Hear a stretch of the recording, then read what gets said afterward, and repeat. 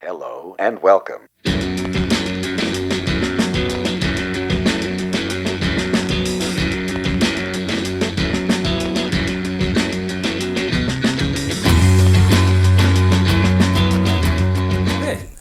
So welcome back to the show. Thank you so much. We have Shawn William Clarke with us today. Mm-hmm. Welcome, Shawn. Thanks welcome for having me. Yeah. And you're in the neighborhood. Yeah, you could maybe see my house from your window here, I think. Okay, just down the street. That's just right. Just like a block away, yeah. Okay, yeah. I often see you walking up and down the street. Yep. Sometimes we bump into each other. Mm-hmm. I think we use the same laundromat down the street. We do, yeah. Okay, right. Yeah, and I feel like more lately we've been bumping into each other. I mean, I guess we've met maybe a few years ago first, That's I right. think. And then I feel like it wasn't until the last 6 months or something we realized how close we were. That's right.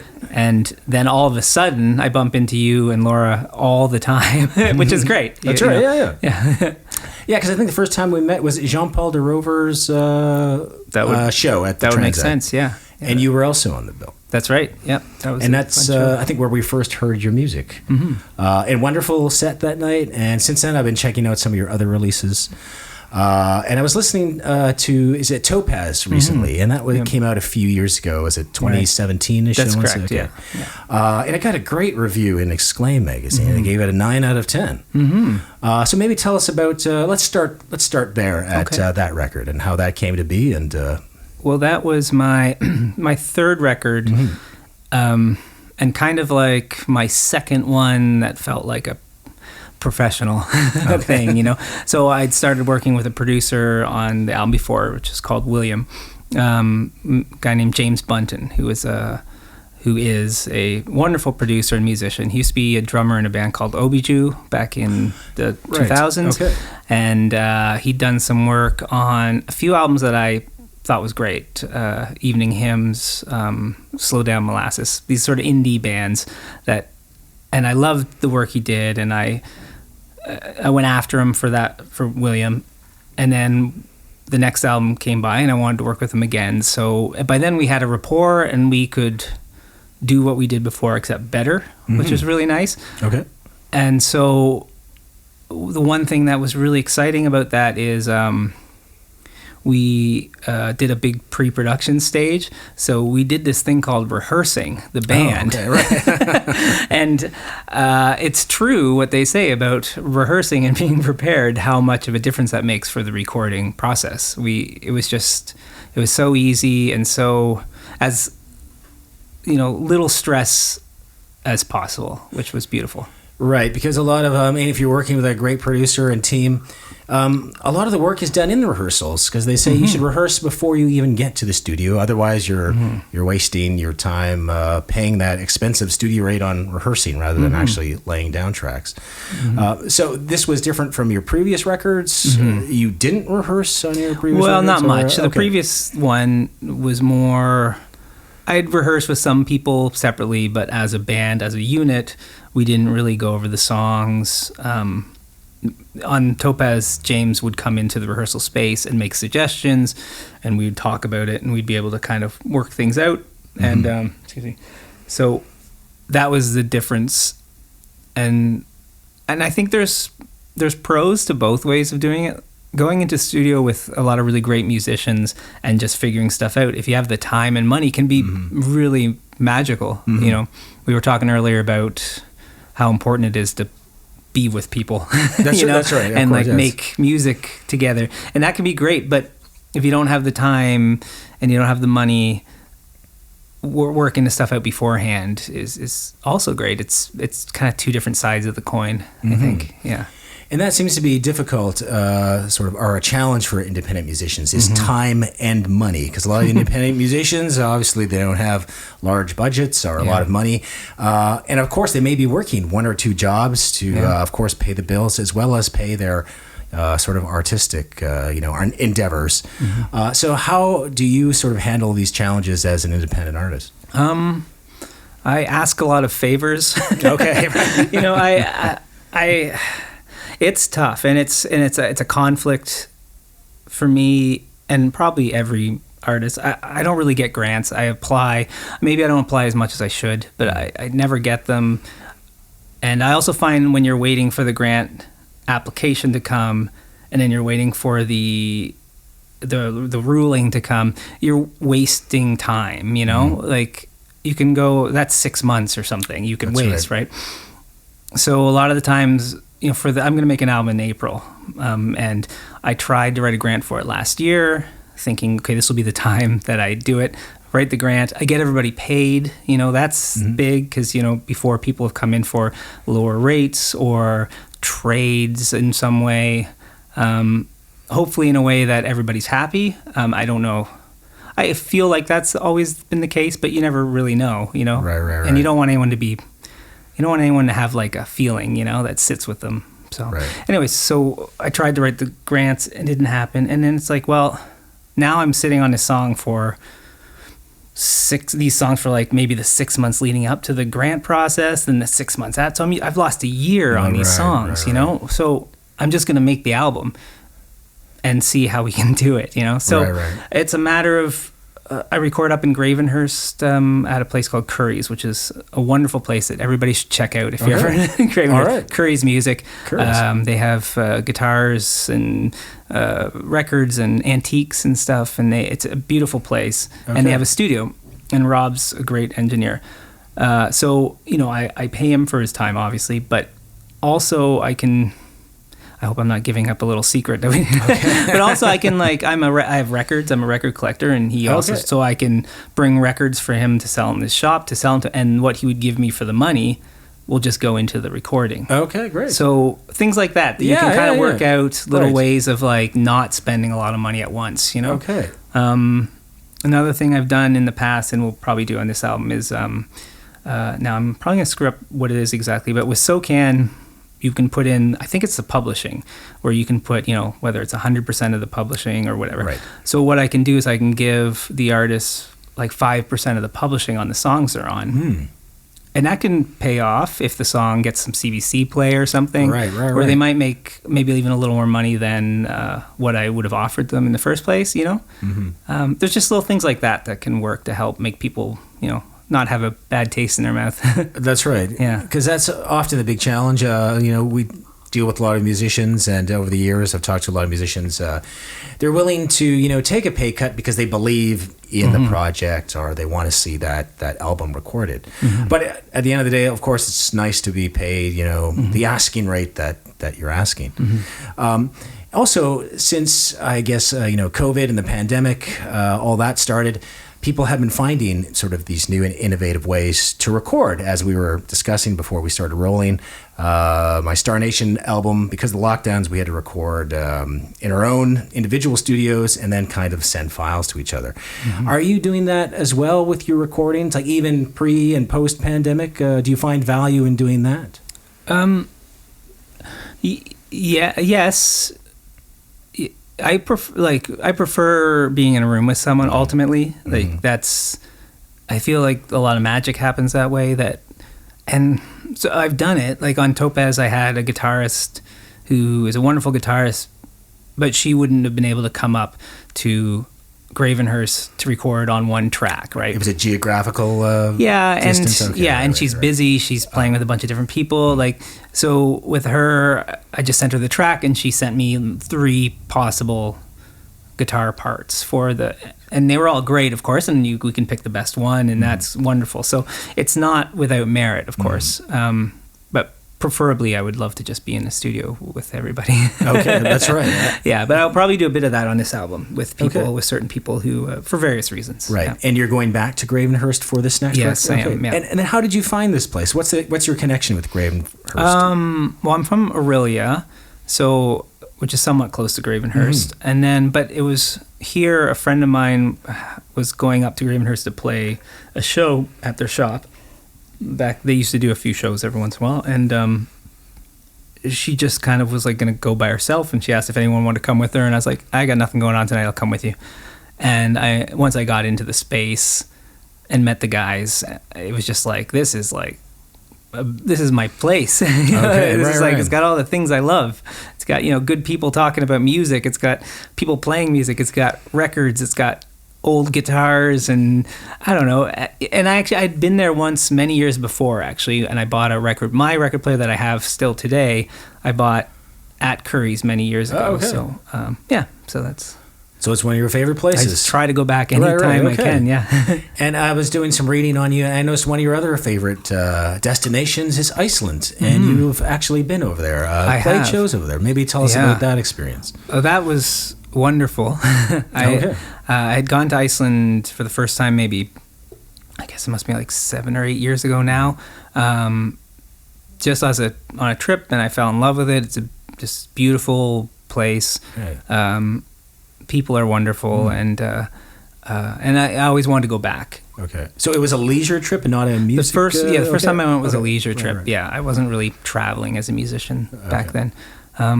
So I don't know what the order of events was. I guess what had happened was I heard about this festival called Melodica. And it's a festival that happens in a lot of different cities. I think it started in Australia. And I guess the name of the festival has been is kind of been passed on to different cities. Okay. And they did one in Iceland.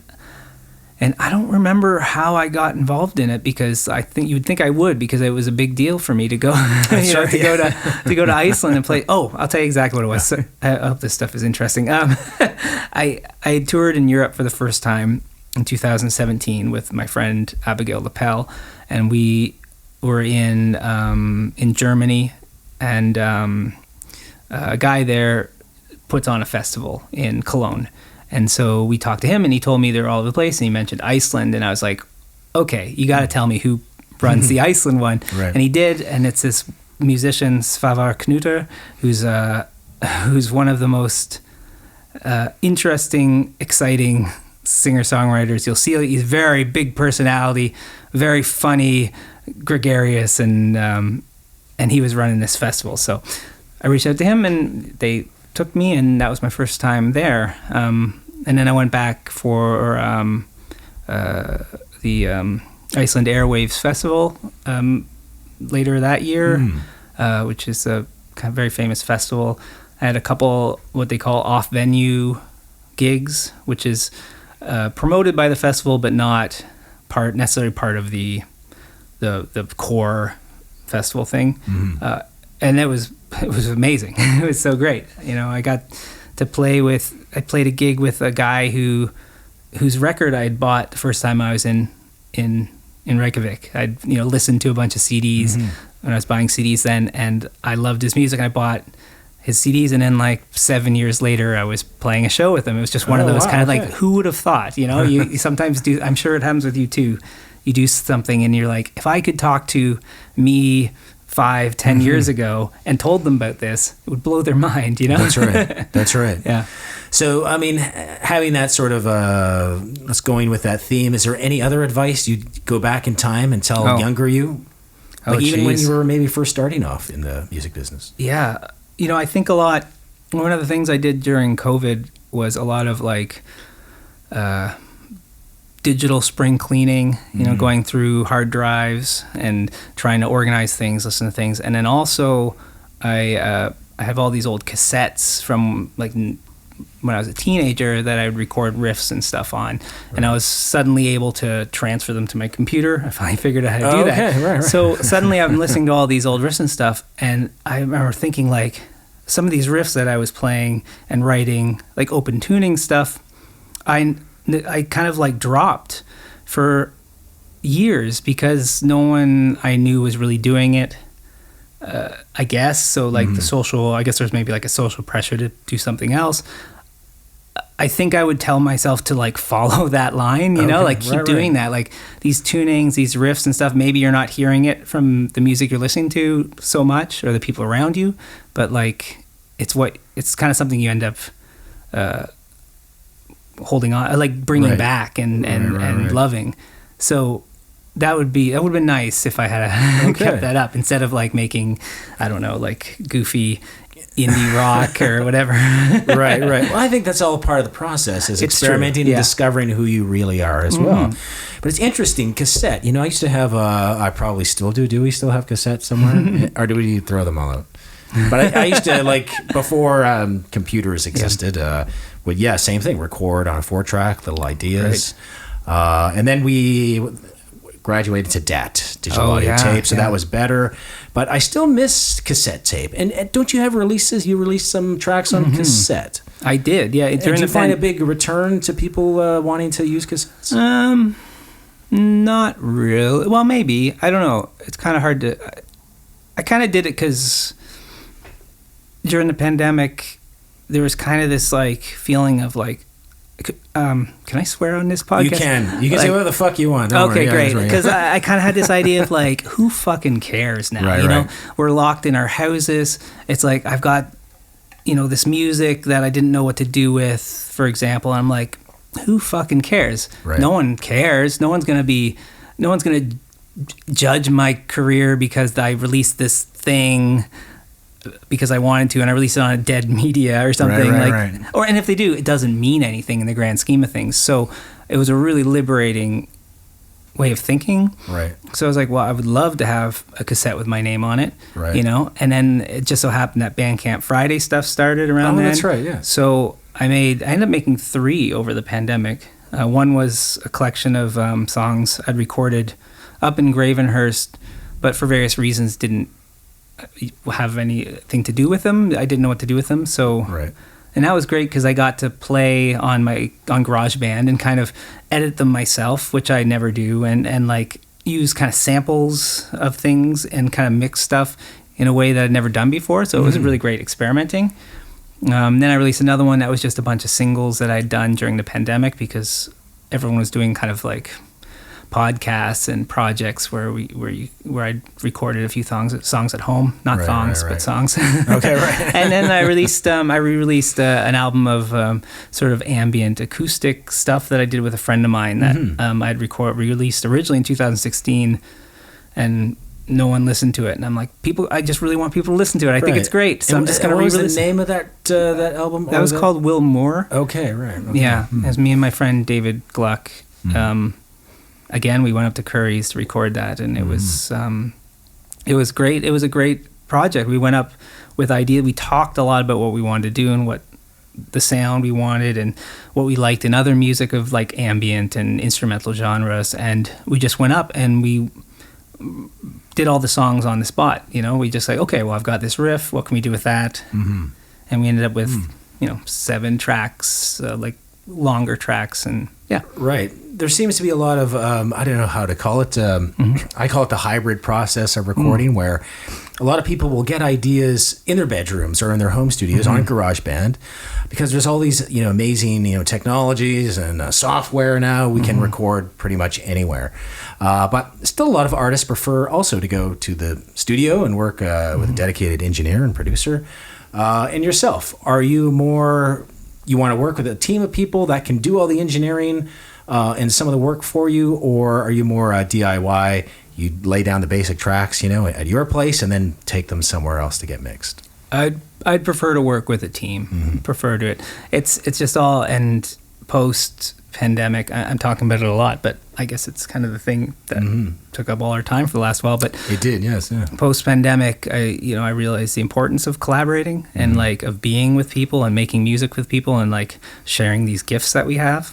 So I'll take that anytime. Right. But the nice thing about this recording and mixing thing that I did at home is that I can come up with better ideas now. So I can show Rob up in Gravenhurst what my thoughts, what I want to try, because I've done it myself. And I'm not also very good at GarageBand and it's like I could learn how to be better at it, but it's so time consuming. And again, I'd rather be with people anyways. So I just kind of learn enough to be able to figure my ideas out and come up with different ideas and sounds. And, and also I'm using like stock samples and like stock plugins and things, which maybe when you start doing this stuff you think's fine.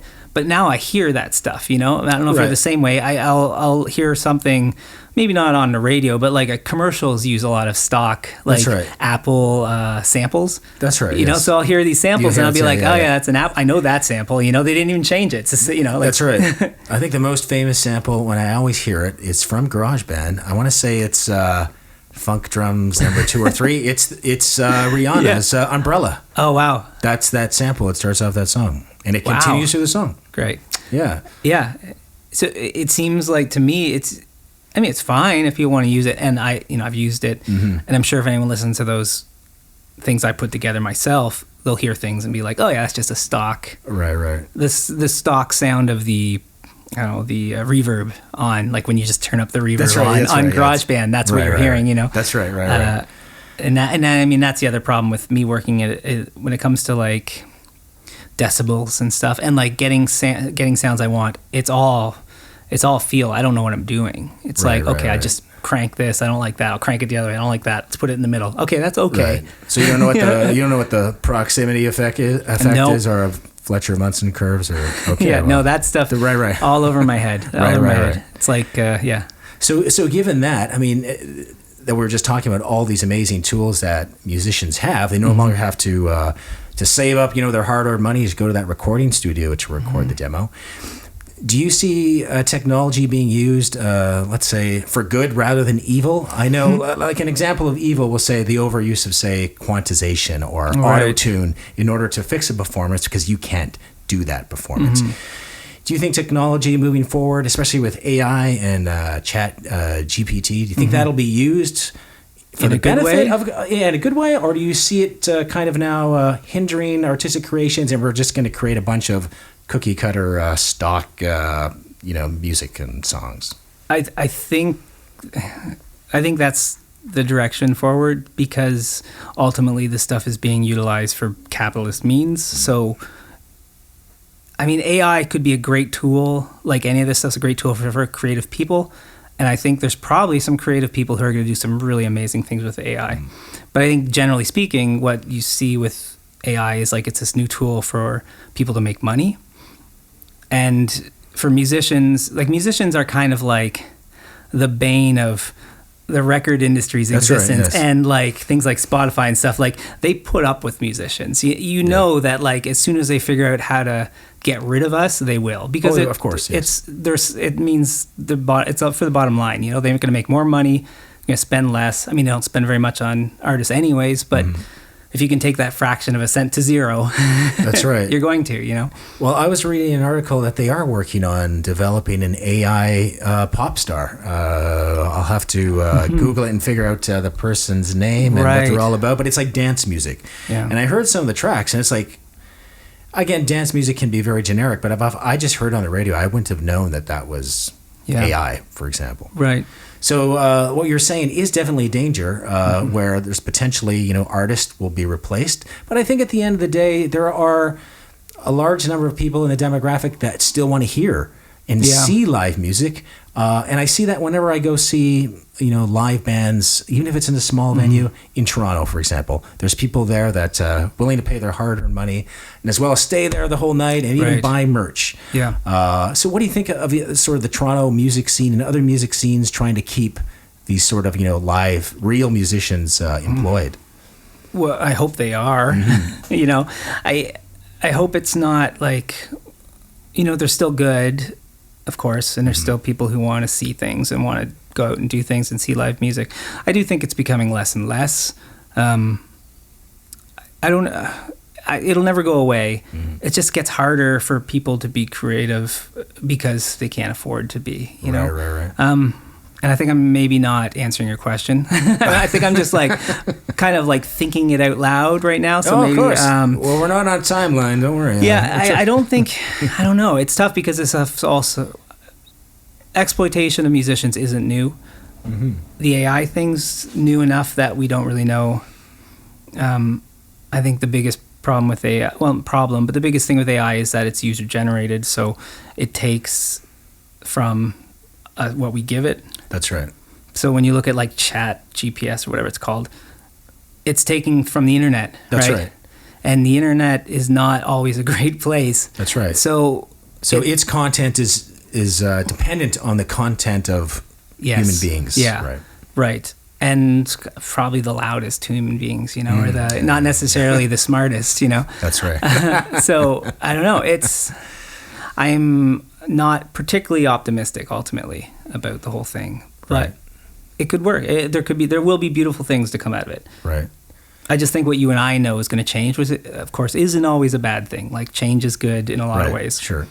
In a lot of ways it's bad, though. I don't know. It's very conflicting, right? It'll be it'll be interesting to see what will happen, because I've often played different scenarios in my head for fun, and we've often talked about it. But I don't think anyone's really going to know what's going to happen in the next 10 years. Yeah, we can speculate all we want, but we aren't really going to know until that thing actually happens. Yeah, it's true. Because the other thing with people like Spotify working to make money is that I don't think they make a lot of money. Well, they make a lot of money. I don't know how I can describe this. I don't think in the long run they make enough money to do what they do, like the free platform and things like that. So I don't know. I just think maybe the nice thing about people who just have like purely monetary gains in mind is that they eventually back out when it doesn't work for them. But we keep making music, so maybe something comes in and that'll be more supportive. Maybe Bandcamp becomes more popular. Who knows? Things like that could happen. Yeah, I really like Bandcamp, and I like how they support independent musicians. A couple of, I guess, criticisms is you're unable to just like create a playlist. I heard that they were working on that function. So, yeah. So you can create a playlist of your favorite artists, and then so forth and so on, like Spotify or any of the other ones. Yeah. And there was another criticism I had about Bandcamp. I think, I can't remember what it was. We were just talking about this the other day, but I think just accessibility. Sure. Should be as easy to get or access like on your phone as it is on your computer and sort of other devices. Yeah. And I think Spotify has kind of made that very accessible and user sort of friendly. Exactly. But I think once they have those, I mean, definitely, it could work. It's true. I mean, they have an app. Bandcamp has an app, which is fine. It's good. The music you buy ends up on that app. Right. I think the biggest problem with Bandcamp is that it's how do they pass the barrier of like where they are now, where they're just like catering to musicians and like people who just really love music, which is a smaller demographic. How do they get to that suburban family who just puts on a playlist, right? Or how do they get what's the process for them getting through there? That's going to be their big hurdle. That's right. It kind of reminds me of the old days, beta versus VHS. Right. Yeah. And then beta was the better format, but it lost out to VHS. Quality, VHS had better, I guess, marketing and overall appeal to mass audiences. Yeah, and I think maybe price point was a little better. That's right. Yeah. And I mean, not to be too crude about it, but the porn industry made a big. That's right. The porn industry took on VHS. That's right. And and there was big money in that. So that's right. That was one of the things that sunk beta. I'm not saying we should figure out how to do that with music. That's right. But go start an OnlyFans account, everybody. That's what we're saying. Yeah, it's just interesting maybe that's a good way to point out how you never know what's going to shift the markets. That's right. That's what I was trying to do. That's right. So moving forward, speculating about the future, is there any sort of new technology that you see coming out in the next decade that will entirely change musicians' lives, maybe for the better? For the better. I don't know. I'm, not much of a techie, I think, ultimately. So I don't really pay too much attention to what's coming down the pipe. So I don't know. I'd really like to be transported places. That would be nice. That's right. That's right. That's one of the things we were kind of promised when we were kids that hasn't happened yet. That would be nice. Flying cars or the transporters. Exactly. That would be great. So that one. Right. Imagine getting to gigs with your gear if you can just be transported to the venue. Right? That's right. Oh, absolutely. Yeah. For sure. Or at least sometimes even just transport the gear there because that's the heaviest. That's right. That's right. And I'll walk the rest of the way. Exactly. Sure, yeah. So that one. That one. Okay. Yeah. Is there something that you can think of that? Technology, other than say something like Neuralink coming along, and then you have no need for an iPod or a phone, and you can blast music directly into your brain. But then I guess the flip side, so can advertisers. Are they going to be able to blast advertisements into your dreams and memories, right? Yeah. So, I don't know. That's tough. I feel like maybe that'll pass me. Maybe when that happens, maybe I'll back out of that one. I'll be like, you know what? I've seen some things over the years. This is, I think, where I stop. You know, I mean, all the power to everyone who takes it. Exactly. But I'll get this. Yeah. That's right. But I mean, for myself, I like to see more political or legislative power help musicians, especially with royalty rates from streaming, because as we know, Spotify and other streaming sites, it's fractions of a penny. Although Tidal does pay the highest from my research. And that's, and I dropped Spotify for that reason, for Tidal.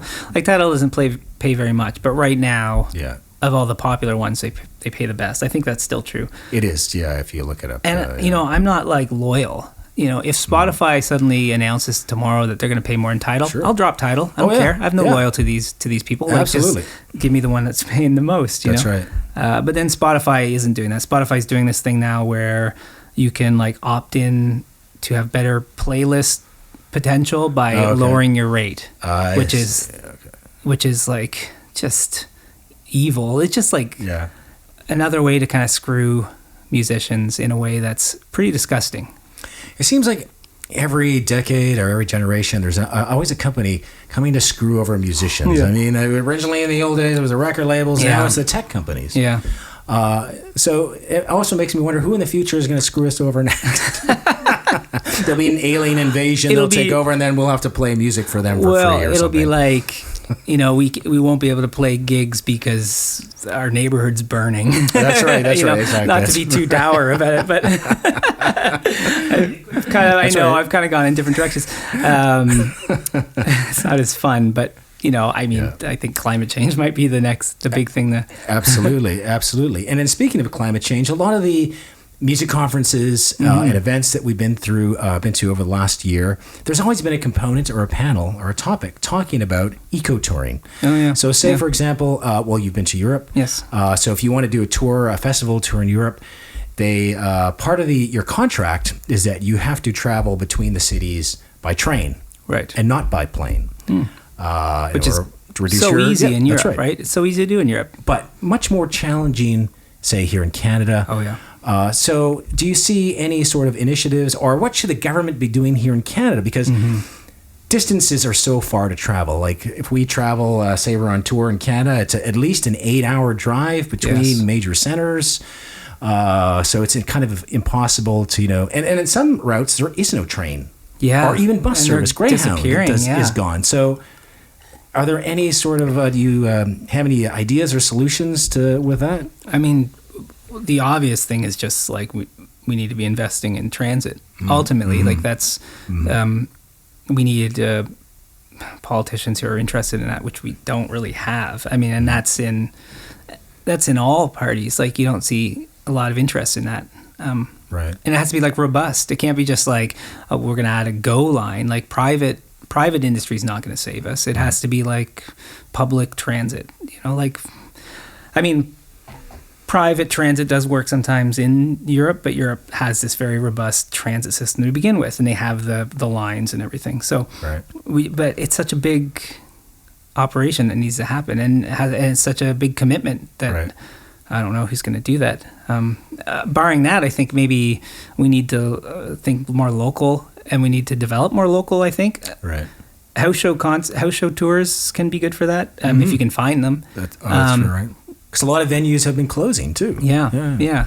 But if people like having shows in their house and they have like a nice sized, living room or something, and those can be very rewarding. And you could do a tour of close places because hopefully dealing with different people, and that's a possibility. I don't know. It's hard to say. Especially in these countries that are so large. Europe, everything's within a day's drive of each other. But in Ontario, when you're driving for a day, you're still in Ontario. Yeah, exactly. It's crazy.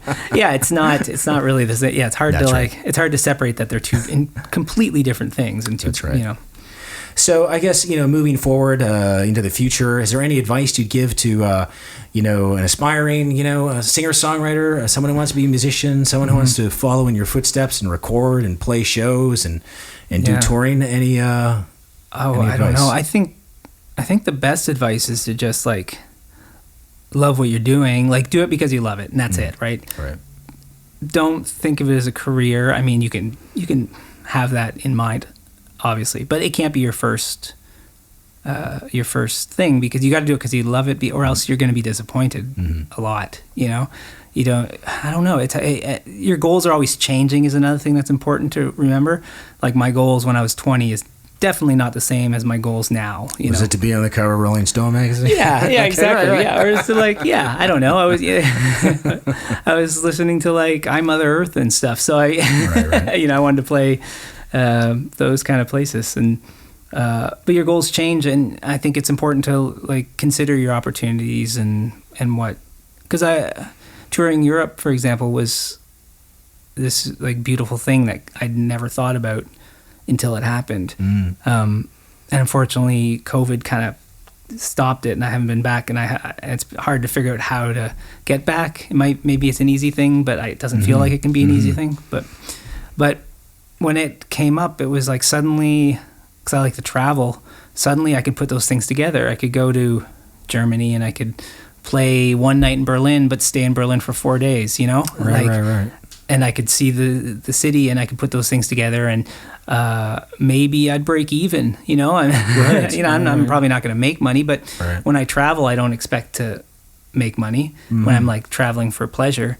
So if I could like travel for pleasure, play gigs, get close to breaking even, or even break even, that seems like great to me. Right. You know, and that seems like maybe a small goal to some people, but it's like that's the kind of thinking I feel you need to have if you want to continue doing this thing that you love. That's right. You know? Absolutely. Yeah. And how is the music received over in Europe? Great. In the sense that I can play the same type of place I'd play here. Say somewhere like the Local. I could play like the version of the Local in Germany, in Mannheim or something, you know. Right. And people show up. They don't know who I am. They'll show up. They'll listen. Like they sit down, listen. They might not even like what I'm doing, but they'll listen the whole show. And like that's all I want, you know. Right, I just want people to listen to me and like seem to enjoy themselves, you know. You know, when you play here, it's noisy, it's rowdy, it's Your background music.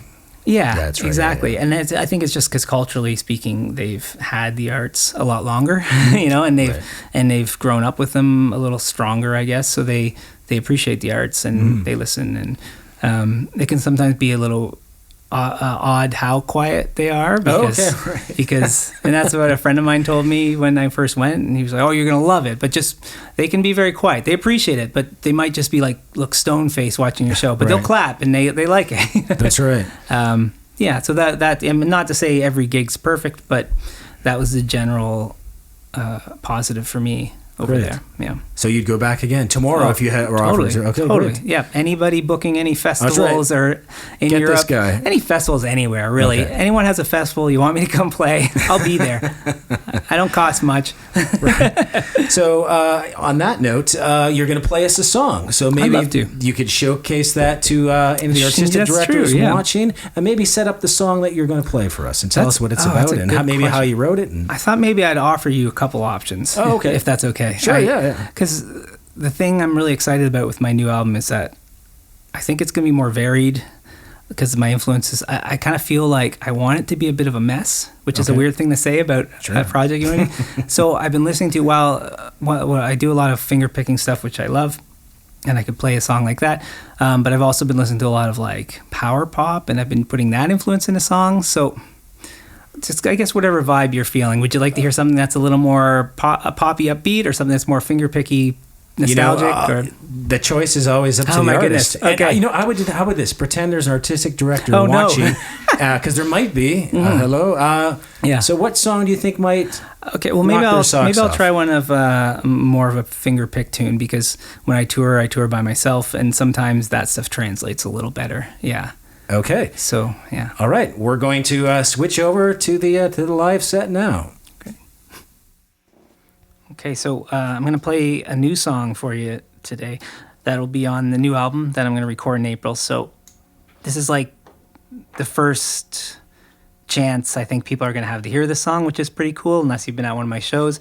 And I hope you like it. So let me know. It's called All Is Lost, All Is Fine. And it actually, I wrote it after spending a lot of time in High Park during the pandemic. I'd go for long walks and listen to music, and I'd listen to albums that maybe I'd neglected or ignored previously. So I'd be listening to like Slayer or Celine Dion, or I don't know, whatever. Like anything that came to my mind, I was like, I don't think I gave this a good chance. And so, anyways, I hope you enjoy it.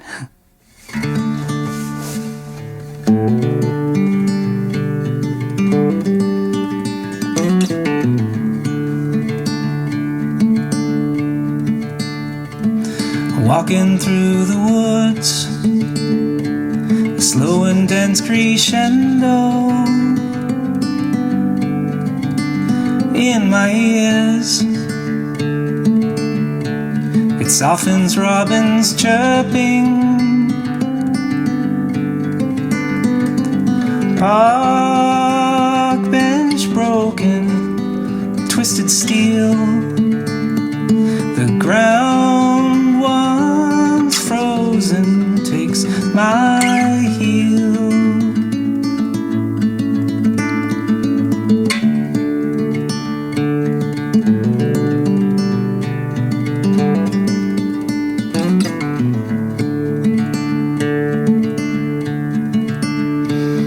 Meditate with trees, I heal myself with sunshine when I can. An optimist in decline, I'm uncertain and moving slow. The more I learn, the less I know. Sadness, gladness, falling, mending. All is lost, all is fine.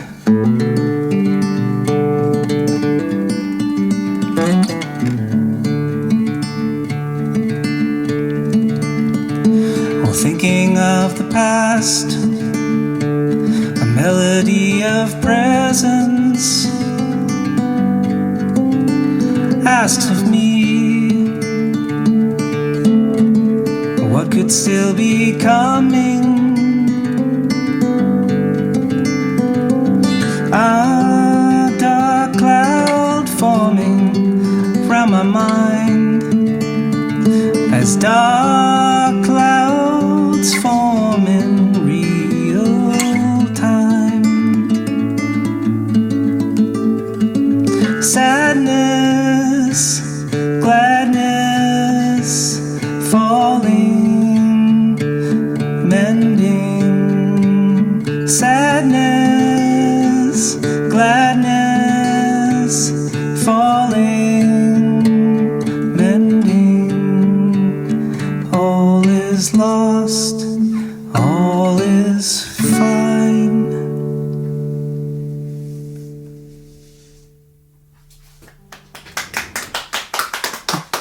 Thank you. Thank you so much, Shawn. Yeah, thanks that for was a having great me. tune. Any shows coming up you want to plug, or? Not really. I think now is just prep for the album. So you can follow me on all the things like Instagram. I use a lot. I enjoy that. That's I believe Shawn W. Clarke. You'll see a picture of me. Okay. That's kind of the one I use the most. But Facebook, Twitter, my website's ShawnWilliamClarke.com. I put dates up there when I have them. So it'd be really nice if people came out. And, Okay. Yeah. Great. Well, thank you so much for being on the show. Thanks for having me. It's And we'll keep an eye and looking forward to the next release. great. Great. Thank you. Thanks.